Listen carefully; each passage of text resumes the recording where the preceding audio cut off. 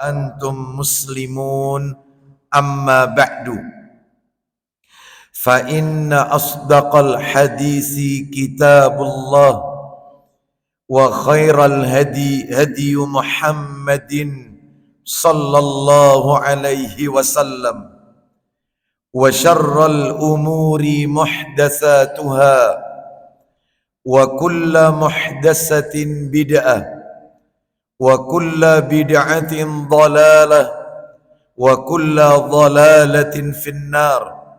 Ikhwan wa akhwati fillah, bapak-bapak, ibu-ibu, kaum muslimin dan muslimah, jamaah salat subuh Masjid Al-Muhajirin, Taman Boston, Puri Suryajaya, yang semoga semuanya dimuliakan oleh Allah Subhanahu wa ta'ala.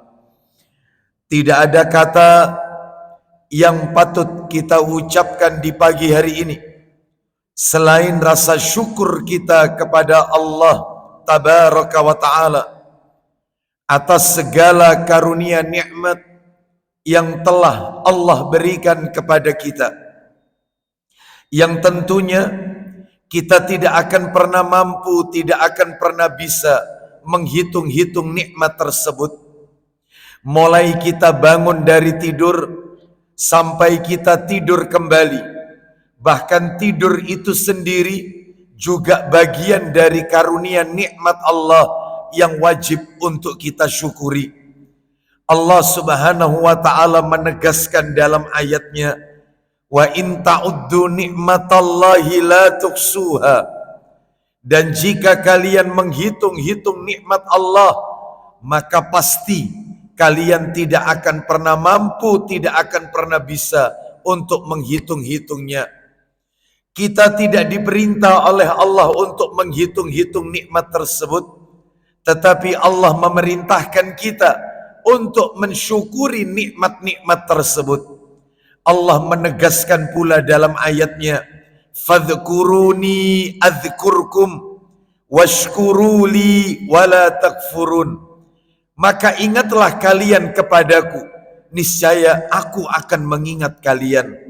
Bersyukurlah kalian kepadaku dan janganlah kalian ingkar kepadaku. Al-Baqarah 152. Dalil ini menunjukkan bukti kepada kita, wajib setiap kita untuk mensyukuri nikmat-nikmat Allah.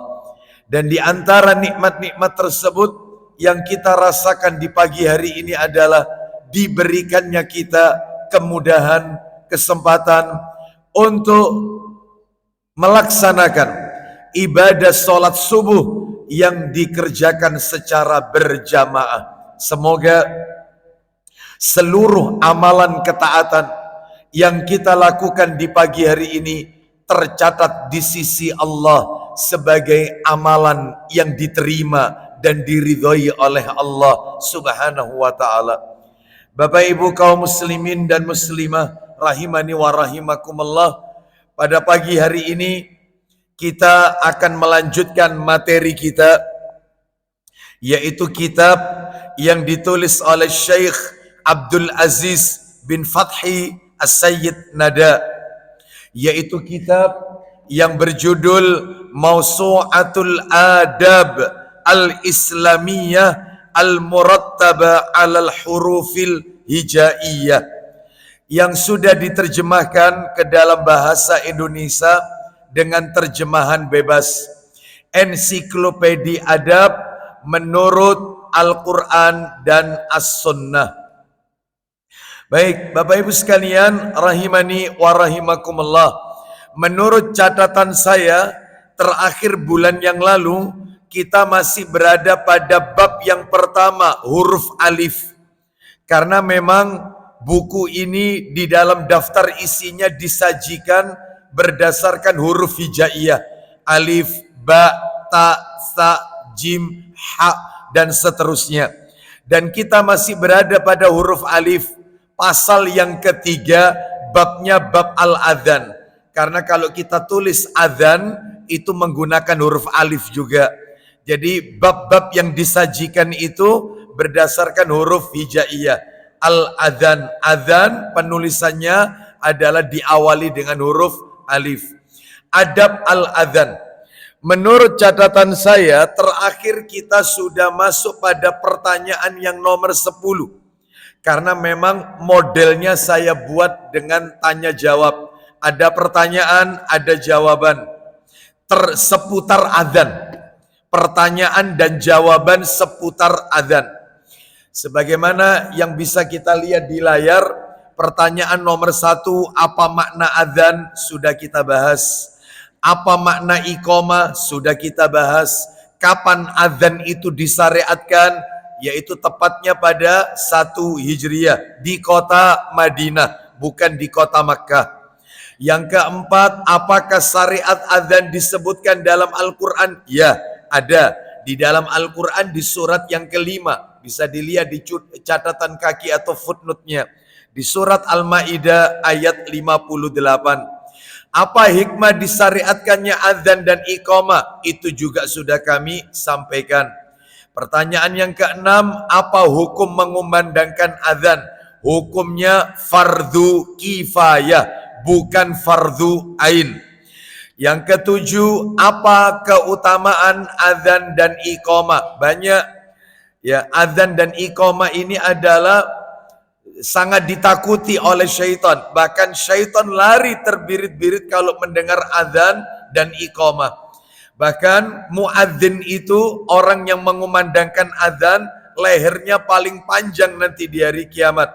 Maksudnya paling panjang, kata Ibnu Utsaimin rahimahullah, adalah mereka memiliki tanda keistimewaan yang tidak dimiliki oleh manusia yang lainnya. Belum ditambah, muadzin itu ketika dia mengangkat suaranya, maka sejauh dari suaranya itu yang terdengar, maka sebanyak itu pula dosanya diampuni oleh Allah. Dan dia mendapatkan pahala sejumlah orang yang hadir di masjid itu untuk sholat berjamaah. Makanya saya tidak bisa membayangkan muadzinnya Masjidil Haram. Begitu dia mengangkat suara, itu yang datang berduyun-duyun jutaan manusia untuk masuk ke Masjidil Haram. Maka sebanyak itu pula pahala yang dia dapatkan. Sejumlah orang yang sholat.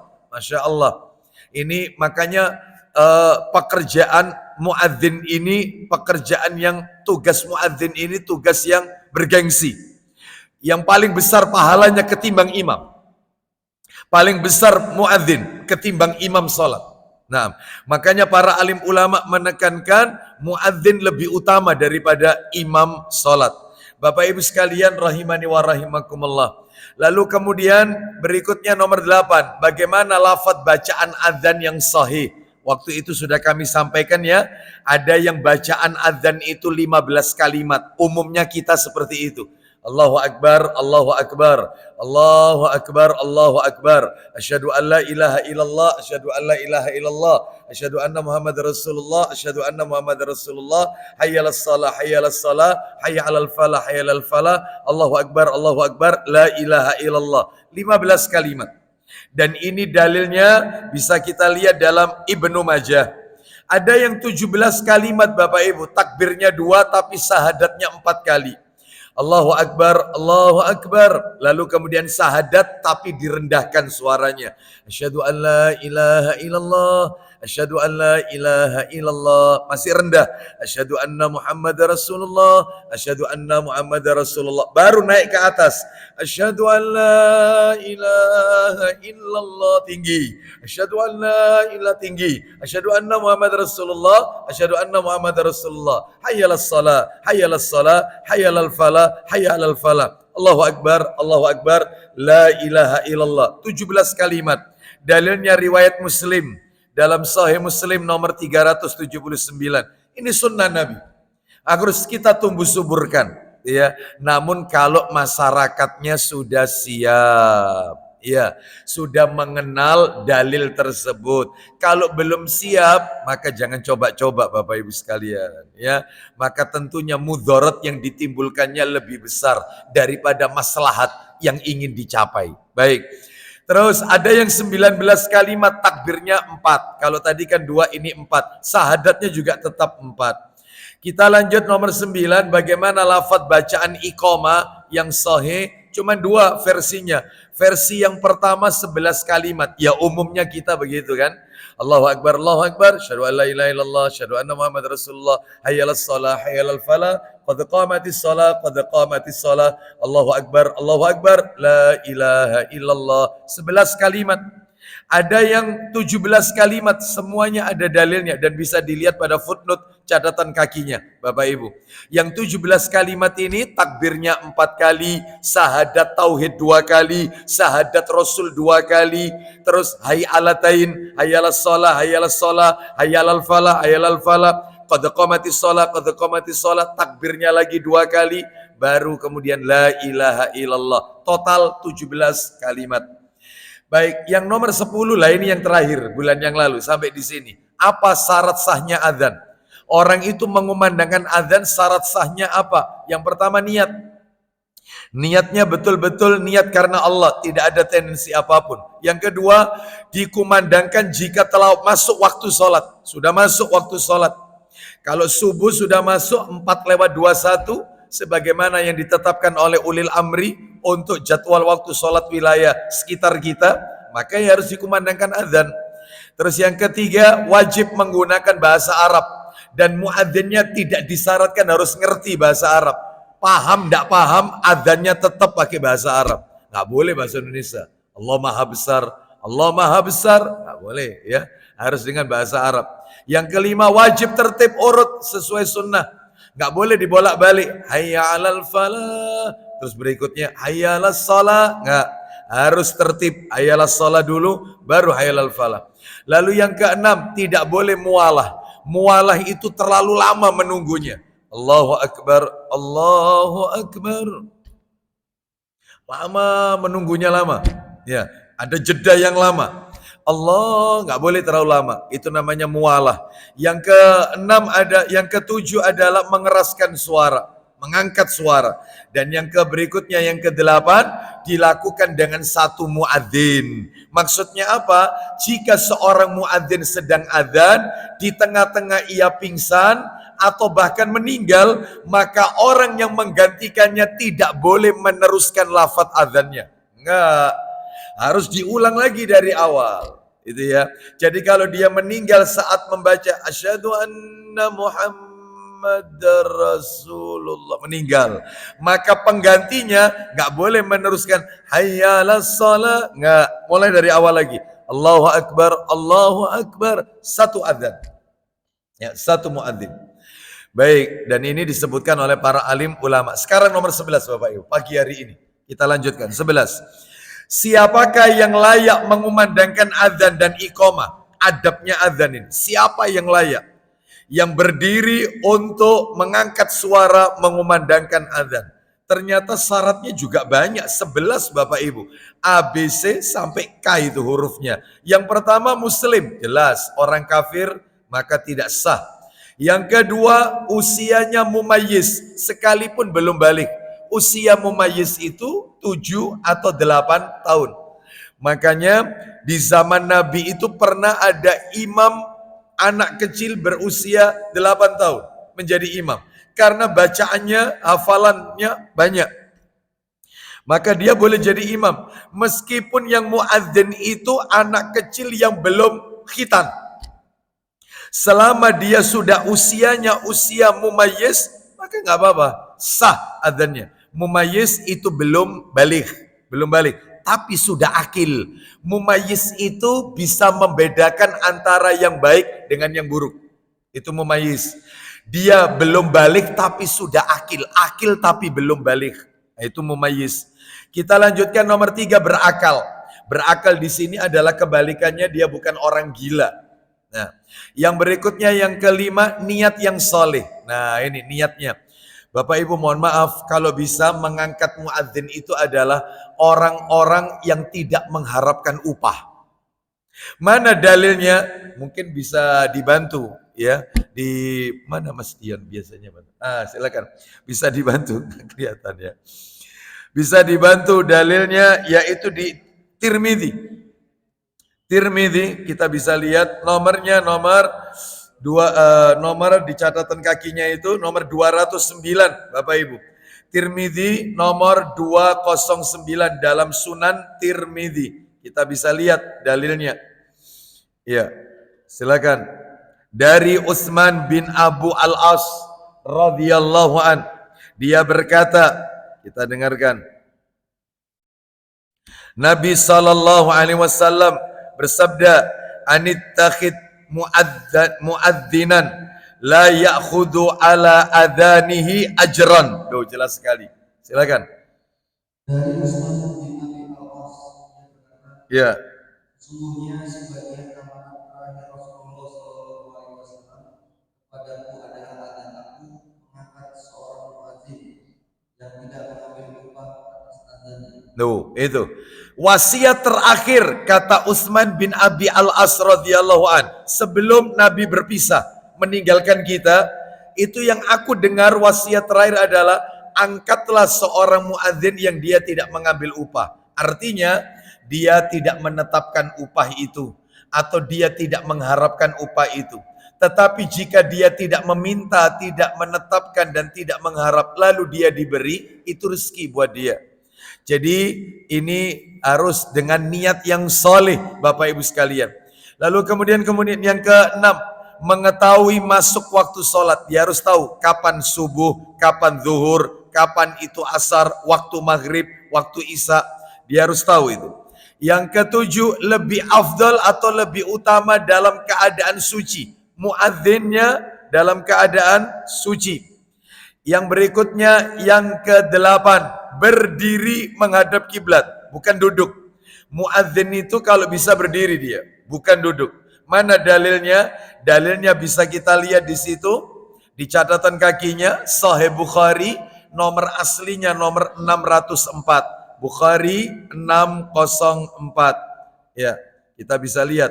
Kalau yang cetakan terjemahan nomor 341. Saya juga sebutkan di situ di catatan kakinya itu. Kita bisa lihat dari Ibnu Umar radhiyallahu an, ketika kaum muslimin tiba di Madinah, mereka berkumpul untuk sholat dengan cara memperkirakan waktunya dan tidak ada panggilan untuk pelaksanaan sholat. Suatu hari mereka memperbincangkan masalah tersebut. Di antara mereka ada yang mengusulkan lonceng seperti loncengnya kaum Nasrani. Sebagian lagi usul untuk meniup trompet sebagaimana kaum Yahudi. Terus maka Umar pun berkata, mengapa tidak kalian suruh seseorang untuk mengumandangkan panggilan sholat? Maka Rasulullah SAW bersabda, wahai Bilal, bangkit, disuruh berdiri, berdirilah dan serukanlah panggilan sholat.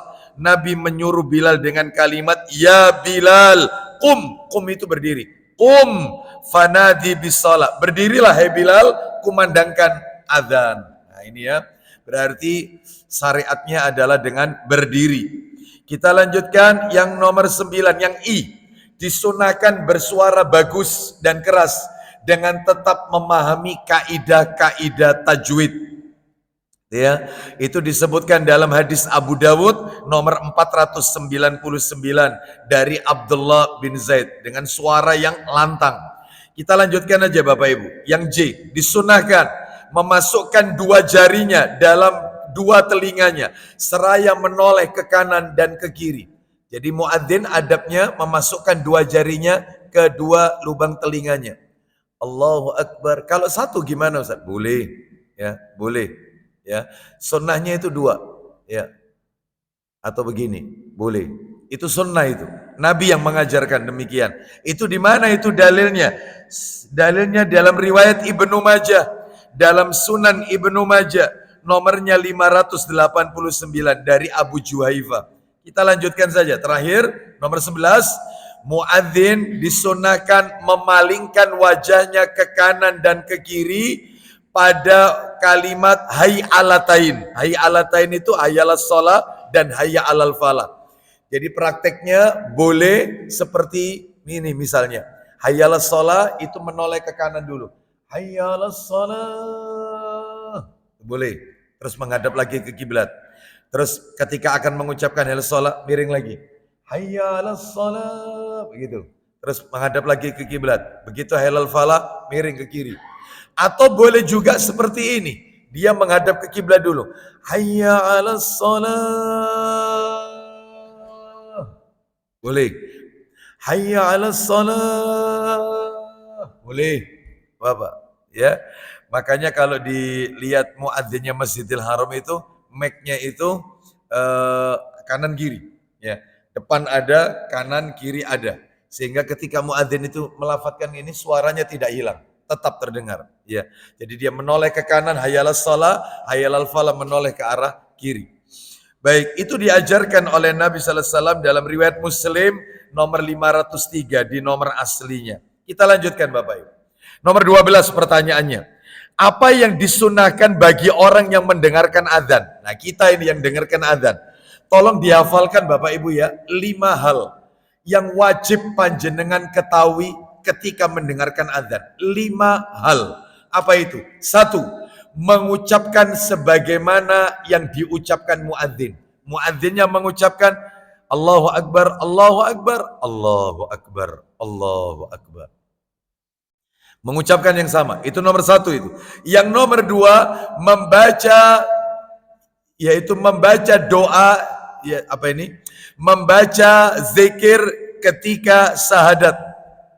Ya, membaca di bawah ini setelah syahadat. Jadi setelah syahadat atau setelah membaca apa ini? Zikir setelah adzan itu adalah ucapan asyhadu alla ilaha illallah wahdahu la syarikalah wa asyhadu anna muhammadan abduhu wa rasuluh. Lalu ditambah raditu billahi rabba wa bil islami dina. Raditu billahi rabba wa bi muhammadin rasulah wa bil islami dina.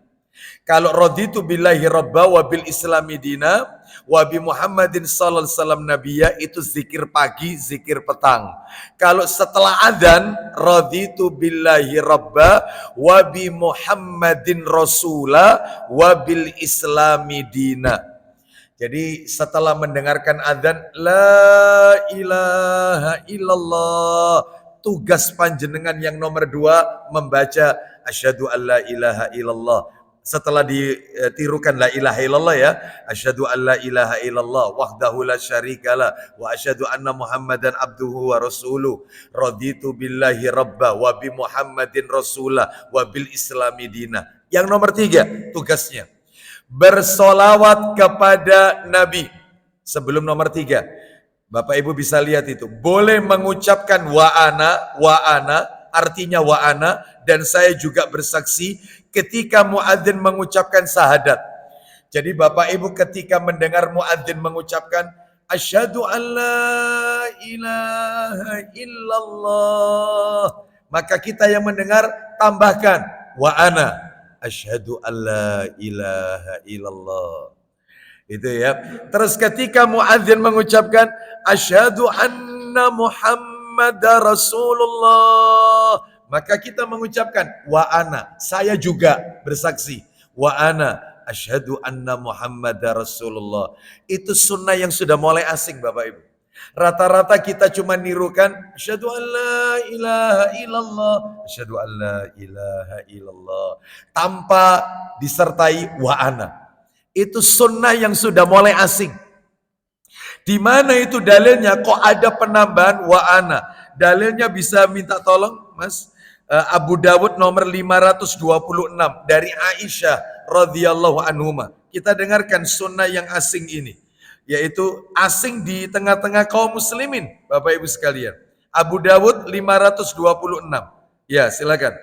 Dari Aisyah radhiyallahu anha bahwasanya Rasulullah sallallahu alaihi wasallam Apabila mendengar muadzin mengucapkan tasyahud, beliau sallallahu alaihi wasallam mengatakan, aku juga bersaksi dan aku juga bersaksi. Nah, wa ana. Jadi kata Aisyah, kana idza sami'al muadzina yatashahhadu qala wa ana. Itu. Tambahkan wa ana ketika membaca asyhadu alla ilaha illallah. Baik, kita lanjutkan Bapak Ibu yang tugas kita yang ketiga. Yang pertama nirukan muadzin, yang kedua baca zikir tadi setelah la ilaha illallah tadi, setelah raditu billahi robba tadi. Yang ketiga baca solawat. Allahumma sholli ala Muhammad wa ala ali Muhammad kama sholaita sampai innaka hamidum majid. Yang nomor 4 membaca doa setelah adzan. Allahumma robba hadhihi da'wati tamma wassolatil qa'imah sampai terakhir alladzi wa'atta. Ya. Adapun yang ada penambahan doa setelah adzan, innaka la tukhliful mi'ad, itu derajatnya dhaif Bapak Ibu. Jadi yang sahih tanpa ada penambahan innaka la tukhliful mi'ad, tanpa ada penambahan itu. Jadi ada doa setelah adzan itu yang sahih, ada yang tidak sahih. Baik. Kita lanjutkan setelah adzan baca doa, baru yang nomor 5 membaca doa antara adzan dan iqamah. Bapak Ibu sekalian. Karena doa antara adzan dan iqamah adalah doa yang tidak tertolak. Mari kita lihat itu catatan kakinya dalam kitab Sahih Targhib wa Tarhib. Nomornya 265.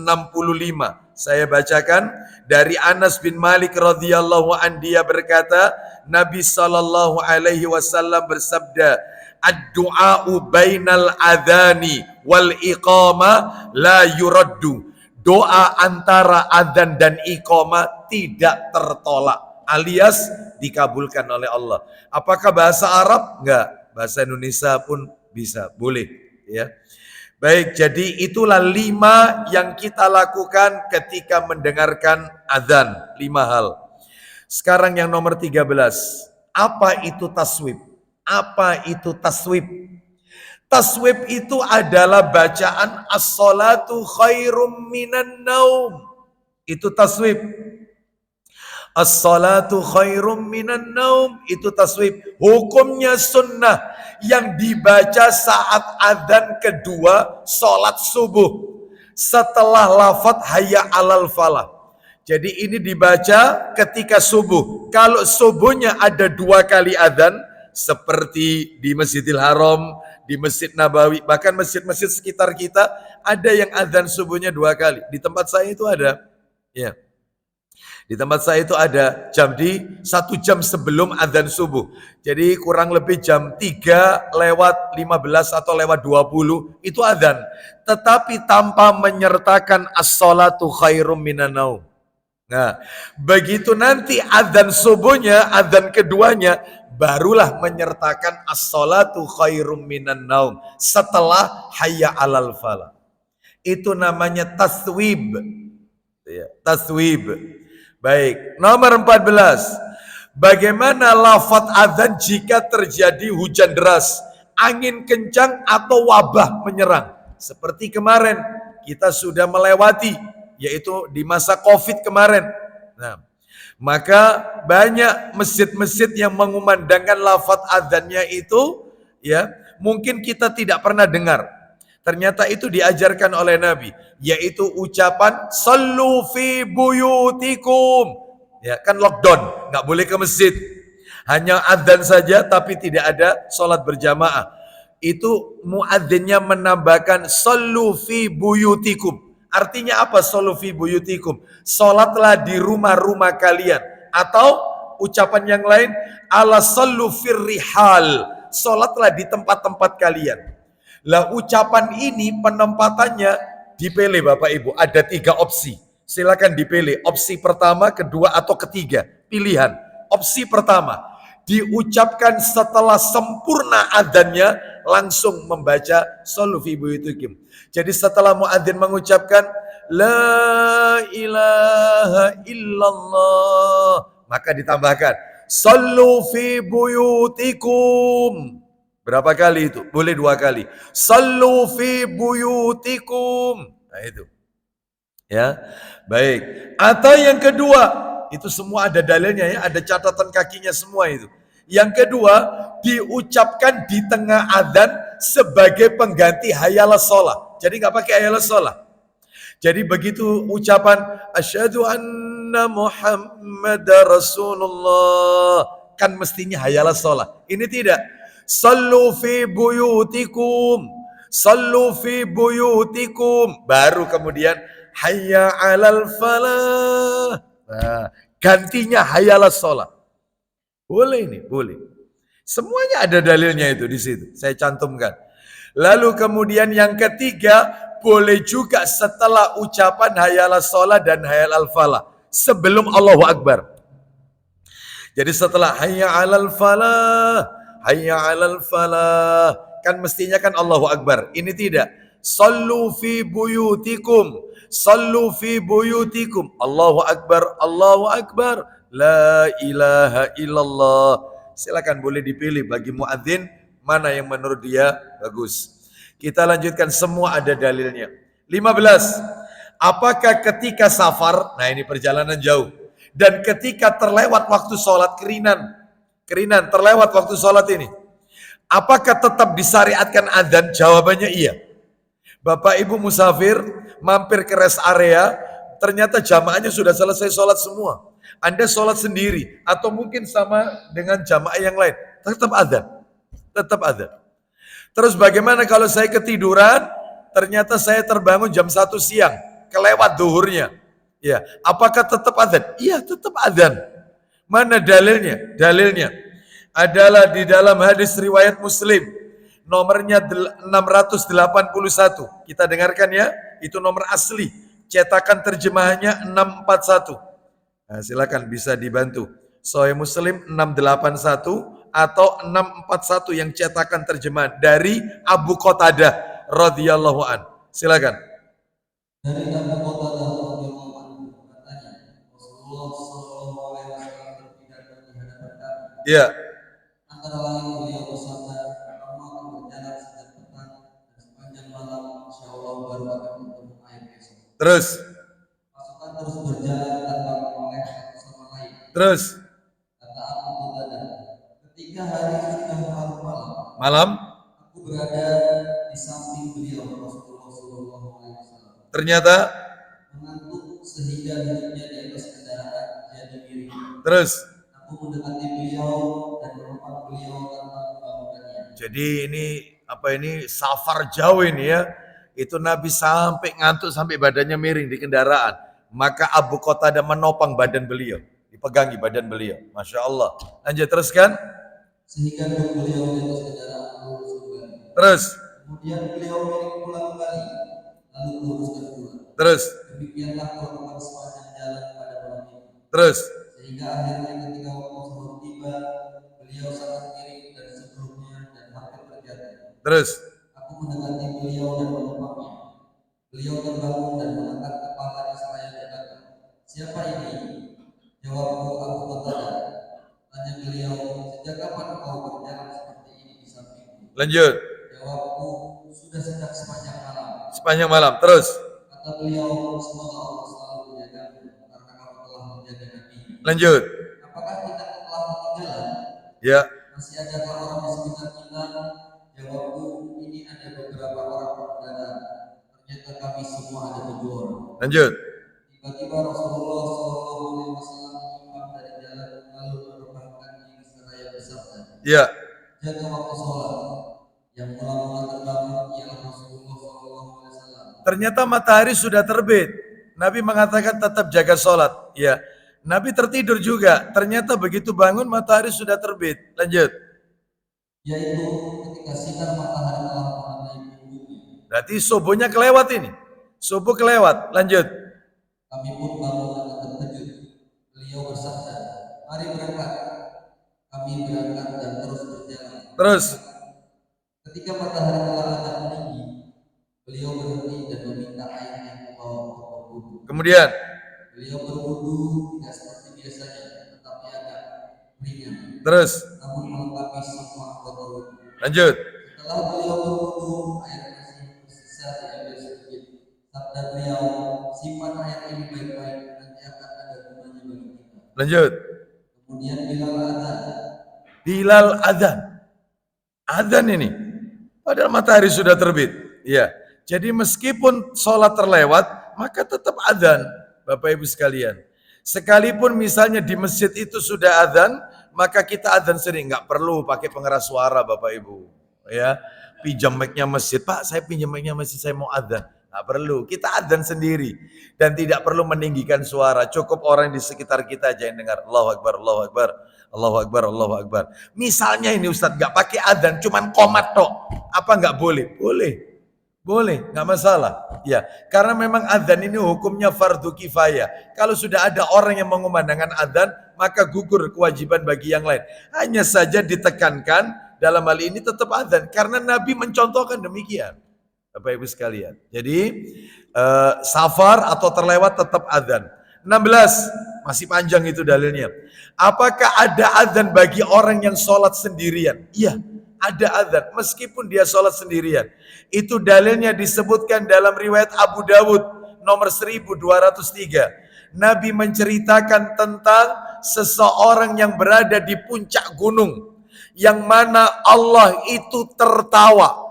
Nabi bilang Allah itu kagum, Allah itu tertawa, yaitu dengan seseorang yang berada di puncak gunung yang sedang mengembalakan hewan ternaknya, lalu dia mengumandangkan adzan, lalu dia mengerjakan sholat. Berarti orang itu sholat sendiri dan tetap adzan. Meskipun sholat sendiri, adzan. Ini dijadikan dalil oleh para ulama bahwa orang yang sholat sendirian itu tetap adzan, tidak harus berjamaah. Kemudian nomor 17, apakah adzan berlaku bagi wanita? Nah ini, kita lihat itu keterangannya Bapak Ibu di layar. Adzan dan iqamah diperbolehkan bagi wanita, namun dengan syarat.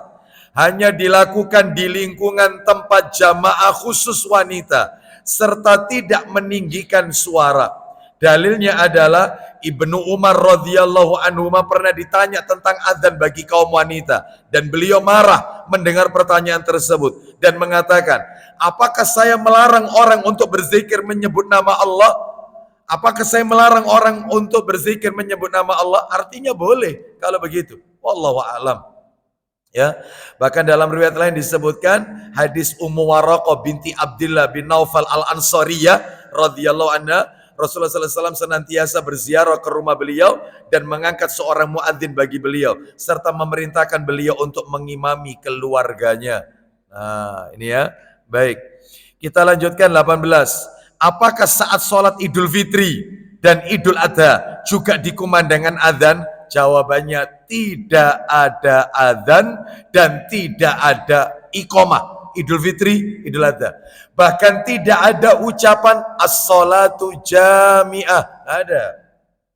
Sebab banyak imam-imam kalau sholat Idul Fitri, Idul Adha itu untuk memberikan seruan kepada jamaah kalau sholat id akan dimulai, itu biasanya diumumkan. Biasanya panitia yang umumkan. Bapak Ibu sekalian, waktu telah menunjukkan pukul 6, maka sholat Idul Fitri segera kita laksanakan. As-salatu jami'ah. Nggak ada ini. Nggak ada tuntunannya. Ya. Dan tidak perlu adzan, tidak perlu iqamah. Lah terus gimana? Cukup imamnya saja yang mengucapkan istawu wala takhtalifu sawwu sufufakum. Itu boleh. Itu boleh. Itu umum itu ya. 5 waktu pun juga imam mengucapkan itu. Sawwu sufufakum ya dan seterusnya. Baik. Kita lanjutkan 19. Bagaimana hukumnya keluar dari masjid setelah adzan tanpa uzur? Keluar dari masjid setelah adzan. Dia di masjid pada saat adzan. Setelah adzan dia keluar. Nggak boleh itu. Karena kata para ulama menyerupai syaitan. Kecuali jika terkena uzur syar'i. Di mana dalilnya? Dalilnya adalah minta tolong Abu Dawudnya 536. Ancamannya keras Bapak Ibu. Jangan keluar masjid setelah adzan. Jangan. Disebutkan ini. Nah ini, pendek ini. Dari Abu Sya'sa radhiyallahu an. Silakan. Dari Abu Sya'sa radhiyallahu an, dia berkata, ya, kami pernah berada di masjid bersama Abu Hurairah radhiyallahu an. Lalu ada seorang laki-laki keluar ketika muadzin telah mengumandangkan adzan salat asar. Baik, laki-laki itu keluar ketika dikumandangkan adzan asar. Apa kata Abu Hurairah? Abu Hurairah berkata, orang ini, ketahuilah, sungguh orang ini telah mendurhakai Abu Qasim, yaitu Rasulullah SAW. Orang ini telah berbuat durhaka kepada Rasulullah sallallahu alaihi wasallam. Bayangkan Bapak Ibu, ancamannya keras. kecuali terkena uzur syar'i, misalnya memperbaharui wudhu, ya wudhunya batal, atau dia menerima kabar yang sangat penting, genting, ya seperti itu, maka dalam hal ini dibenarkan. Jadi ada alasan yang dibenarkan oleh syariat. Adapun kalau misalnya menerima telepon atau apa dan itu tidak penting, maka tahan saja dulu sampai setelah sholat baru kita lanjutkan aktivitas kita. Nomor 20, berapa jarak antara adzan dan iqamah? Nah ini jaraknya. Jarak antara adzan dan iqamah. Berapa ini jaraknya? Bapak Ibu lihat itu. Ini fatwa ulama. Hendaknya ada jarak antara adzan dan iqamah.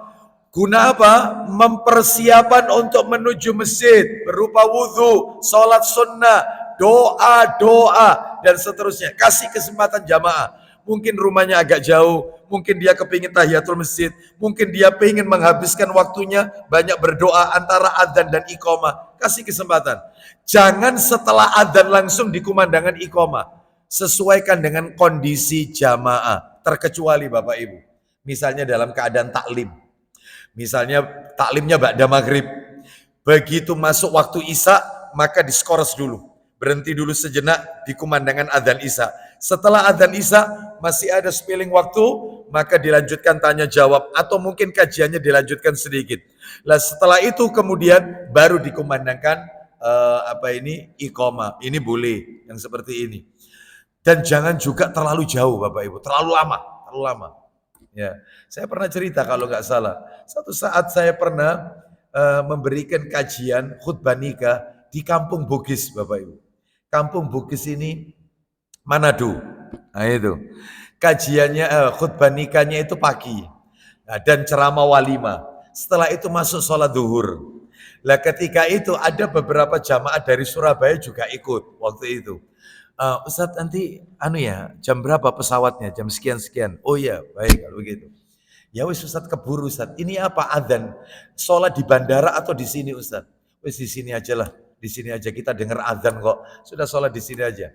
Masuk masjid. Kita nggak tahu. Begitu setelah adzan, ternyata muadzinnya itu pergi.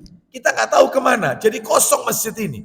Lama 10 menit. Ya 15 menit. Katanya jamaah, Ustaz, ini nanti belum macetnya, belum boarding, belum apa. Waduh ketinggalan kita ini. Apa kita tidak sebaiknya sholat sendiri aja? Oh nggak boleh. Karena masjid ini punya imam tetap.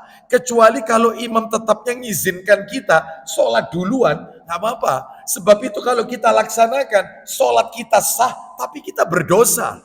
Dosa nggak boleh. Nah terus piye ini nggak ada orang ini. Akhirnya ada orang lewat. Kita tanya, Pak maaf ini biasanya kalau qomatnya itu kapan ya? Oh masih lama. Di sini qomatnya itu 40 menit. Hah? Berapa? 40 menit.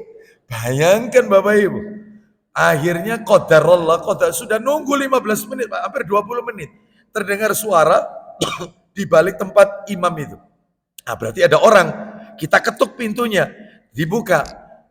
Mohon maaf, antum imam atau takmir masjid di masjid ini? Nah, iya. Apakah boleh kita sholat duluan? Karena katanya masih lama. Iya masih lama, masih 15 menit lagi. 15 menit lagi. Masya Allah. Kita ini mau melanjutkan ke Surabaya. Baik kalau begitu silakan sholat duluan. Ya sholat duluan kita. Ya, jamak kosor. Kalau ikut imam, ya 4 rakaat ikut imam, nanti 2 rakaat kosornya untuk asar. Ya, baik Bapak Ibu sekalian. Jadi jangan terlalu jauh, jangan terlalu lama, dan juga jangan terlalu pendek. Di sini kalau subuh berapa menit? 15. Adzan dengan iqamah 20. Kalau zuhur 15. Masya Allah sudah cukup itu ya. Baik kita lanjutkan. Kalau asar kan tidak ada qobliyah, nggak ada 15 juga. Ya, Masya Allah. Subuh 15. Selain subuh 15. Oh, Masya Allah. Baik, kita lanjutkan. 21. Apakah tetap disyariatkan menjawab dan berdoa setelah adzan jika adzannya disiarkan di radio, tip atau televisi? Kita lagi berkendara. Ternyata di radio itu ada adzan. Hayyalas shalah. Apakah kita yang mendengarkan harus membaca la haula wala quwata illa billah? Jawabannya Bapak Ibu, lihat di situ. Tidak disyariatkan menjawabnya. Kenapa? Karena ini adalah rekaman yang diulang-ulang, bukan live. Yang disyariatkan untuk menjawab itu yang live. Tapi kalau itu radio, televisi, dan seterusnya, maka ini tidak disyaratkan untuk menjawab. Ya, tidak disyariatkan. Baik, 22. Apakah orang yang adzan harus dia yang iqamah? Kan ada ini. Dia yang adzan, dia yang iqamah. Bahkan dia juga yang jadi imam. Ya, kenapa diborong ya? Apakah boleh? Jawabannya adalah menurut pendapat yang kuat, orang yang adzan maka dialah yang iqamah. Namun tidak dilarang jika ada orang yang adzan di sebuah masjid, kemudian orang lain yang iqamah. Tidak dilarang. Cuman yang paling kuat itu dia yang adzan, dia yang iqamah. Itu yang paling kuat. 23. Apakah kita dianjurkan menjawab iqamah sebagaimana menjawab adzan? Adzan kan kita jawab, hayalas sholat la haula wala quwata illa billah. Hayalal falah la haula. Sekarang kalau iqamah, apakah disyariatkan? Jawabannya, menurut pendapat yang kuat, hukum iqamah sama dengan hukum adzan. Oleh karena itu, kita dianjurkan menjawab iqamah sebagaimana kita dianjurkan menjawab adzan. Statusnya iqamah sama dengan adzan. Mana dalilnya? Ayo minta tolong dibuka catatan kakinya itu. 42 nomornya, Abu Dawud nomor 1283. 1283. Nah ini yang penting itu lafadznya, saya bacakan teks Arabnya. Abu Dawud 1283. Begini katanya Nabi, pendek ini hadisnya. Dari Abdullah bin Mughaffal radhiyallahu an, dia berkata, Rasulullah sallallahu alaihi wasallam bersabda, perhatikan lafadz hadisnya Bapak Ibu, perhatikan. Apa kata Nabi? Baina kulli adzanaini, tolong digaris bawahi.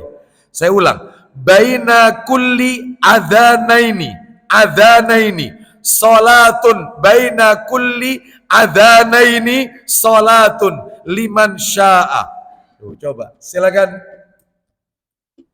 dibaca. Dari Abdullah bin Mughaffal berkata, Rasulullah SAW bersabda, Isinya, antara setiap ulang lagi. antara atau adzan dan iqamah ada sholat. Kata Nabi, antara setiap dua adzan. Jadi iqamah itu disebut adzan juga sama Nabi. Antara setiap dua adzan, maksudnya adzan dan iqamah, itu ada sholat sunnah. Itu ada sholat sunnahnya kata Nabi. Maka status iqamah sama dengan adzan. Berarti kalau statusnya sama, maka iqamah juga ditirukan. Makanya kalau muadzinnya mengucapkan mengumandangkan iqamah, Allahu Akbar, Allahu Akbar, la ilaha illallah, maka semuanya serentak la ilaha illallah. Boleh, karena statusnya sama. Ya, sama statusnya. Kita lanjutkan. Nomor 25. Hukum sholat jamaah duluan dari jamaah yang umum di masjid dengan beberapa orang yang diburu waktu kerja. Karena kalau menunggu jamaah yang biasa sholat di masjid tersebut, iqomahnya masih lama setelah adzan. Ya, ini kejadiannya kayak tadi. Kita lihat, menurut pendapat yang kuat haram melaksanakan sholat jamaah di masjid tanpa izin imam tetap masjidnya. Adapun jika tetap dikerjakan sholatnya sah, tapi dia dosa. Harus izin. Ya, karena lama kan waktunya iqomah itu, maka izin dulu. Bolehkah saya sholat duluan? Karena saya diburu ini, waktu dan seterusnya. 26. Kapan harus membatalkan sholat sunnah karena mendengarkan iqomah? Kapan ini? Kita lagi sholat sunnah nih, qobliyah. Ternyata adzan, ternyata iqomah. Kapan dibatalkan? Menurut pendapat yang kuat adalah jika makmum merasa dirinya akan ketinggalan takbiratul ihramnya imam, maka dia bisa segera batalkan sholat sunnahnya. Namun jika dia berada pada posisi tahiyat akhir, ya at-tahiyatul mubarakatus, ya ternyata iqamah, dan dia yakin jika dilanjutkan sholatnya tidak ketinggalan takbiratul ihramnya imam, maka tidak masalah diselesaikan, dibatalkan langsung tanpa dibatalkan langsung tanpa iqamah. Artinya Bapak Ibu sekalian, kalau kita rakaat kedua ternyata iqamah, kita merasa kalau ini tak teruskan saya tidak ketinggalan takbiratul ihramnya imam, teruskan aja. Begitu juga ketika tahiyat, begitu duduk tahiyat iqamah dan dia merasa ini bacaan saya kalau tak teruskan sampai baca solawat Nabi, sampai innaka hamidum majid, itu masih nutut takbiratul ihramnya imam, maka teruskan. Tapi kalau kita merasa kita khawatir ketinggalan, maka langsung segerakan assalamualaikum. Itu kalau tahiyat. Kalau persis yaitu di pertengahan sholat, maka langsung batalkan menuju shaf, merapatkan shaf. Adapun sholat yang belum kelar tadi sudah dianggap oleh Allah telah mengerjakan sholat sunnah. 27. Bolehkah sholat jamaah tanpa iqamah? Sholat jamaah tanpa iqamah. Jadi langsung aja Allahu Akbar. Menurut pendapat yang kuat, iqamah untuk sholat wajib berjamaah adalah hukumnya sunnah, bukan sebagai syarat sahnya sholat. Andaikan orang sholat tanpa iqamah maka sholatnya sah. Sholatnya sah. Ya, sebentar lagi kita akhiri Bapak Ibu, tinggal dikit ini. 28. Apakah iqamah juga dikeraskan seperti adzan atau cukup hanya didengar orang yang berada di dalam masjid saja? Iqamah beda Bapak Ibu. Sama seperti adzan, beda. Kalau adzan, mic keluar, adzan. Karena ini syiar Islam. Karena untuk mengetahui waktu masuk, waktu sholat, ya, waktu sholat fardu sudah masuk. Sedangkan kalau iqamah itu cukup mic dalam saja sebenarnya. Sudah cukup. Karena untuk memberitahukan orang yang ada di dalam masjid itu waktu untuk mengerjakan sholat akan dimulai. Ya. Jadi itu dibedakan. Wallahu a'lam wa bishawab. Sekalipun sebagian ulama juga mengatakan iqamah juga dikeraskan sebagaimana adzan.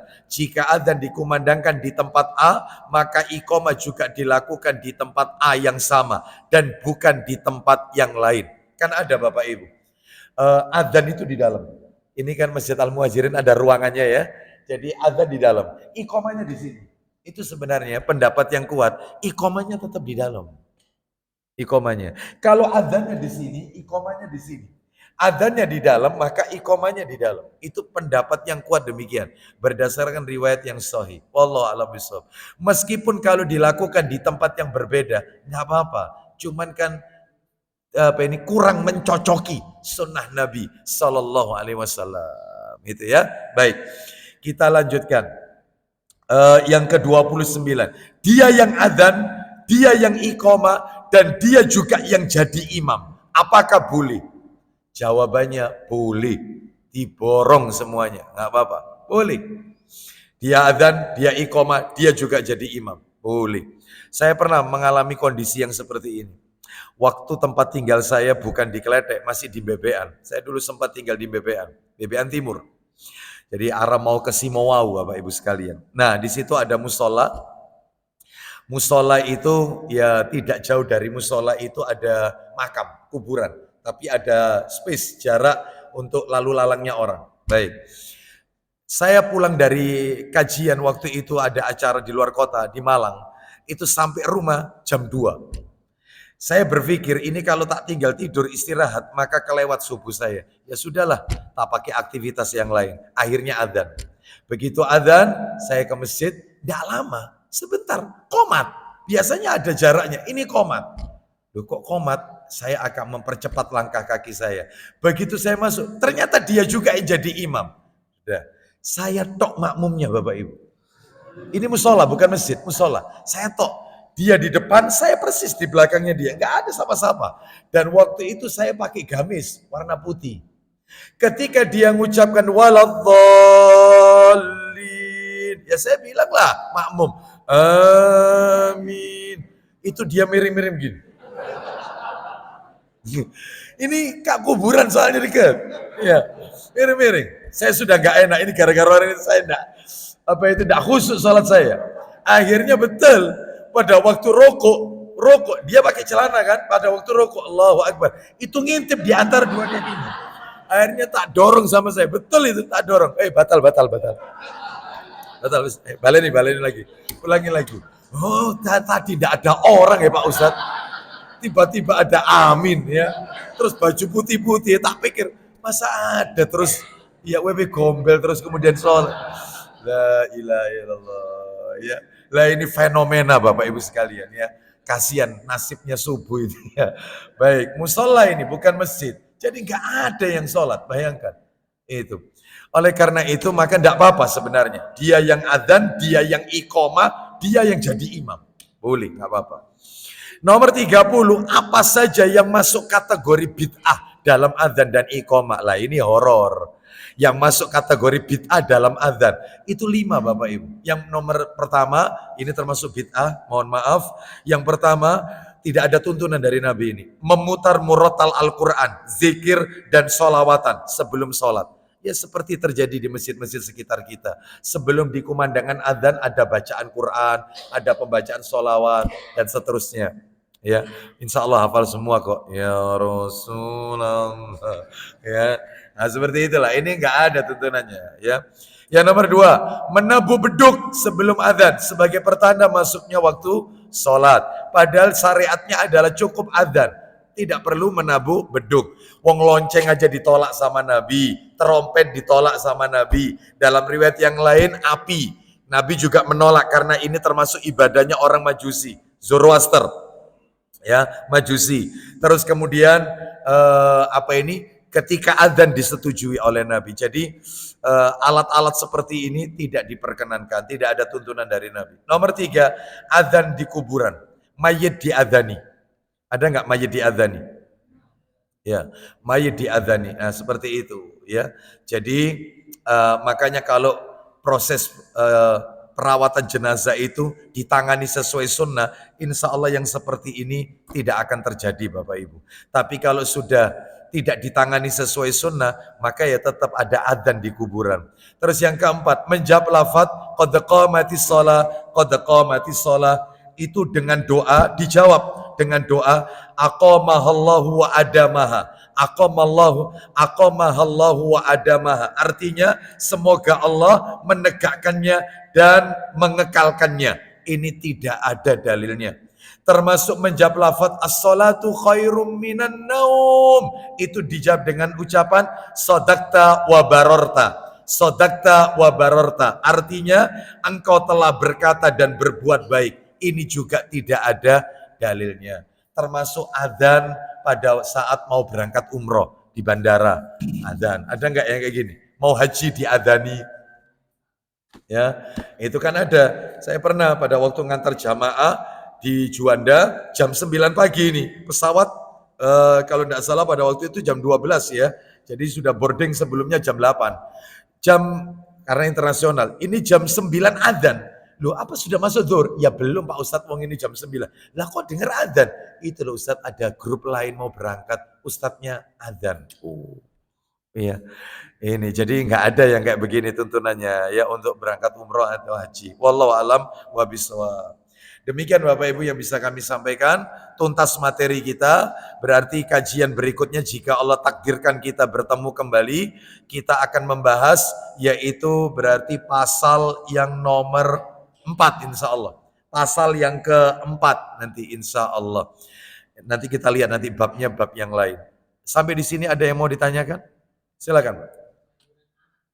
Kelahiran anak, mengadzani bayi. Yang pernah saya dengarkan fatwa ulama, kalau sebatas cuman adzan boleh.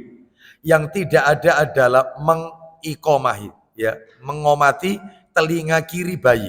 Jadi kalau adzan diperdengarkan kepada bayi di telinga kanannya, sekadar adzan itu boleh. Ada yang mengatakan demikian. Tapi kalau ikomah nggak perlu ikomah, cukup adzan saja. Wallahu a'lam bishawab. Wallahu a'lam. Iya.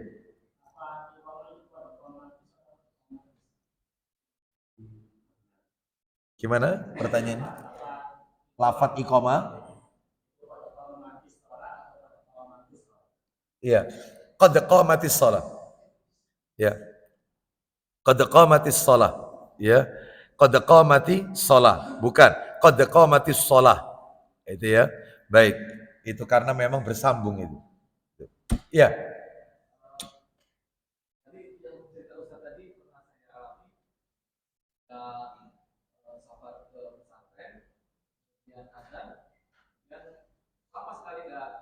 Komat.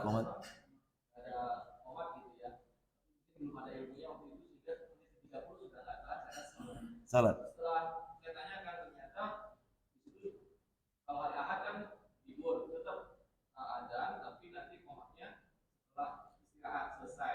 Iya. Setelah istirahat. Iya. 1 jam.